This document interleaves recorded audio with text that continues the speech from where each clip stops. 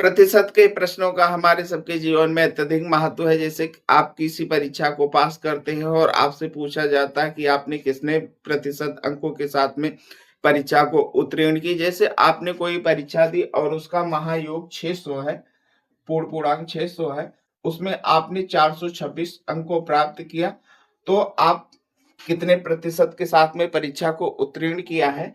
इसके लिए आप जितना अंक आपने प्राप्त किया है उसको आप अंश बनाएंगे और जो आपका महायोग है वो आप 600 करेंगे और गुणे में 100 करेंगे। अब 100 एकम 100 और 100 छक्के 600 हो गया। अब 6 से 426 को भाग कर दीजिए, 6 एकम 6 और 6 सते 42, फिर कितना बचा, एक बचा और 6 एक 6, आपका कितना होगा, 71% हो गया।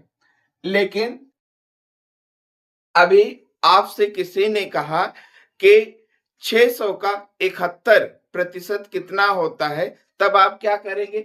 उस स्थिति में आप 71 बटे में 100 करेंगे और गुणे में आप 600 कर देंगे। 100 एकम 100 और 100 छक्के 600। अब आप 6 से 71 को गुणा कीजिए, 6 एकम 6 और 6 सते 42।